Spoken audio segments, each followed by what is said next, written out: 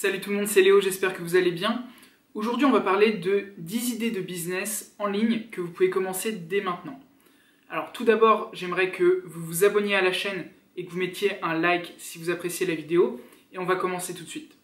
Alors l'idée de business numéro 1, c'est le e-commerce. C'est ce qui est le plus populaire en ce moment, notamment avec la mode du dropshipping.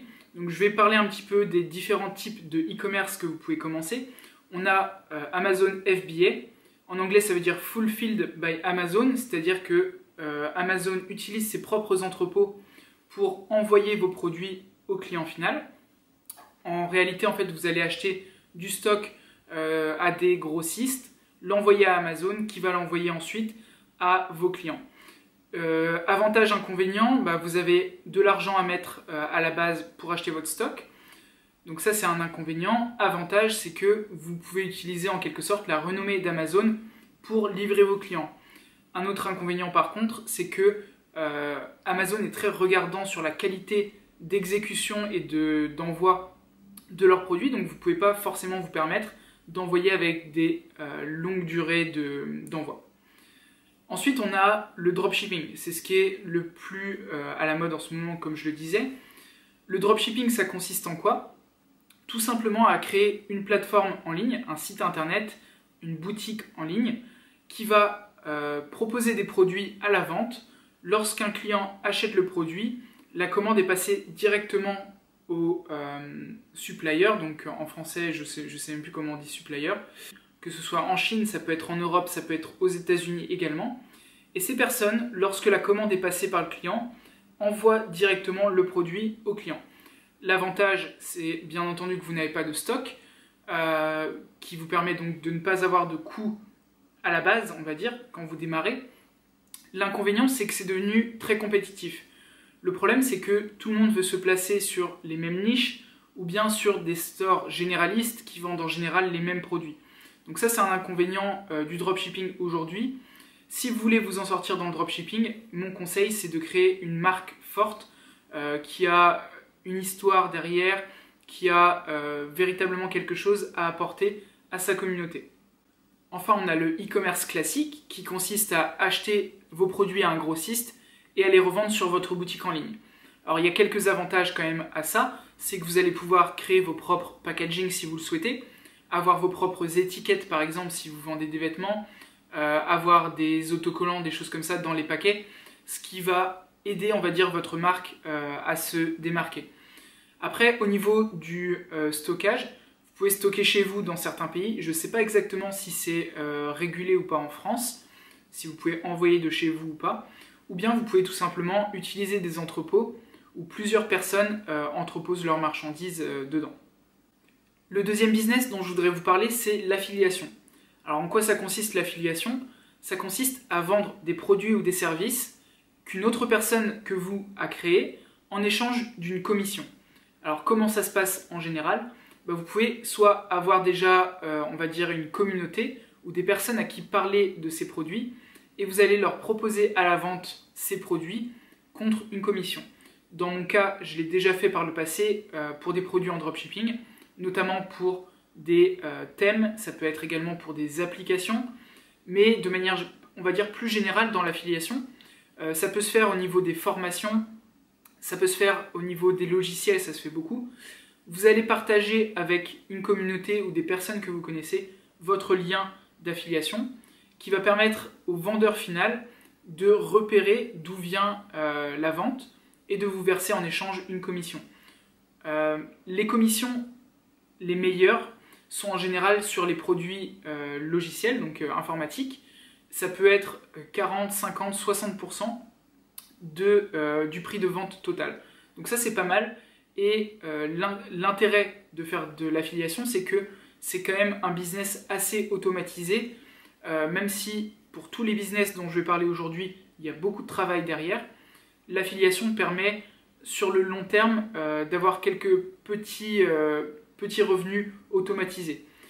C'est encore assez rare de voir des gros affiliés, à moins d'utiliser des plateformes comme ClickBank.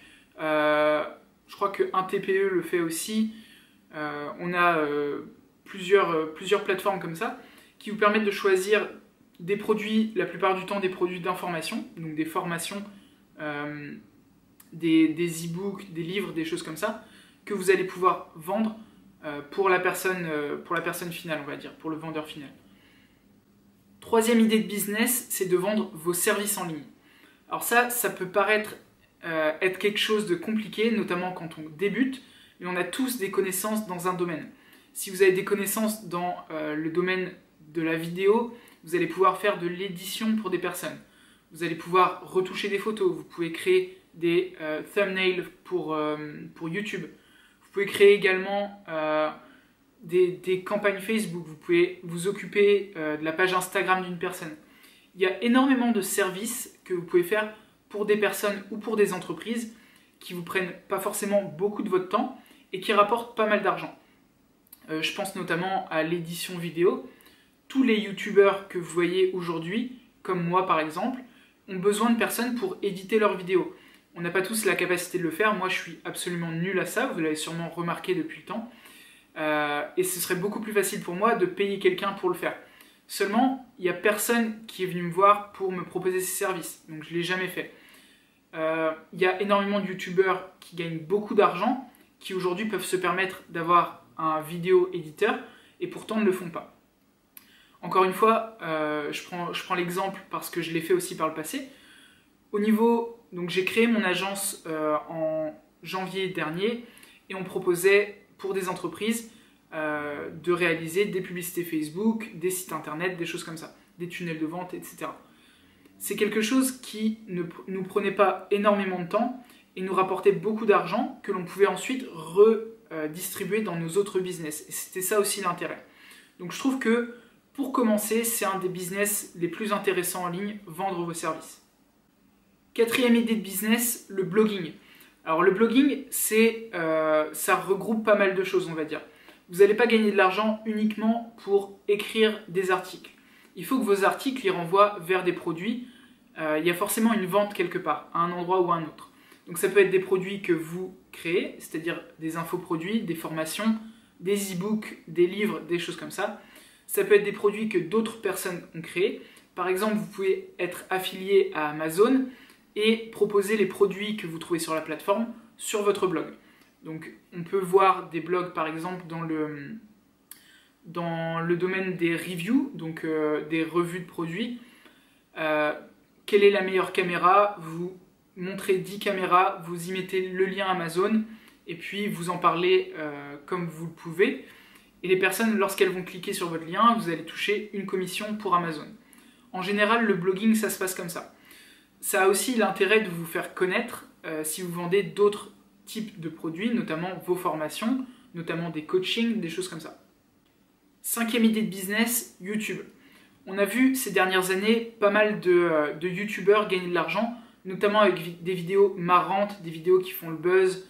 Il y a des choses comme Ibra TV, on a aux États-Unis Logan Paul, pas mal de personnes comme ça qui deviennent des célébrités tout simplement de l'internet en créant du contenu de qualité ou du moins du contenu qui attire les gens.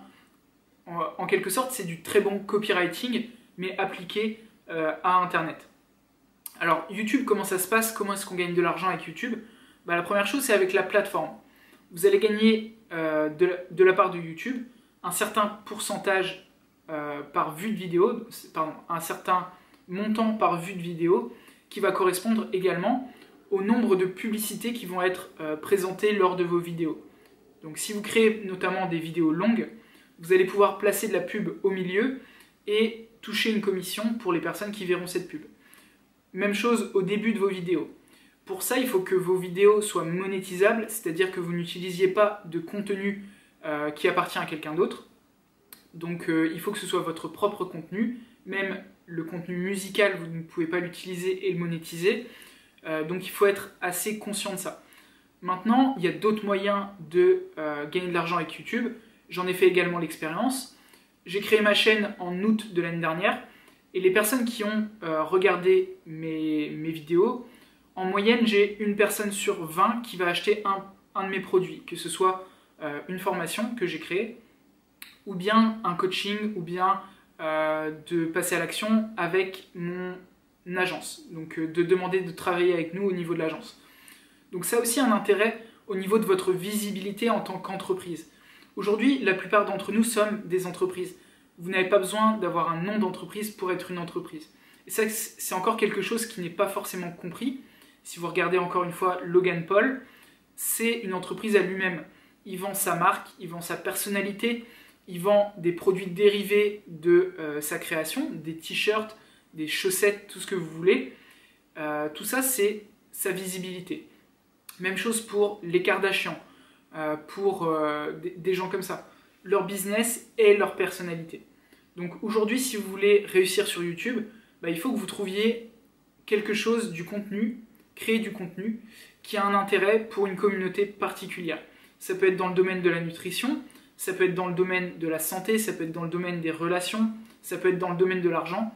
Mais je reviendrai dessus dans une autre vidéo. Il y a uniquement 3 domaines dans lesquels on peut gagner de l'argent et je vous promets, je vous le ferai dans une prochaine vidéo. 6e idée business, les produits d'information. Alors aujourd'hui, on peut vendre des e-books, on peut vendre des formations en ligne et c'est pour moi l'un des meilleurs business que l'on peut trouver aujourd'hui.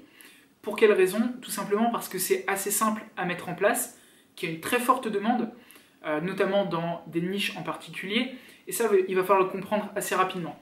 Ce que vous voulez faire pour commencer dans ce domaine, c'est trouver une niche et leur demander quel est leur problème principal. Vous ne pouvez pas deviner vous-même quel va être leur problème. Vous pouvez par exemple vous demander, si vous visez une niche dans la perte de poids, quel est le problème que rencontrent les femmes avec la perte de poids.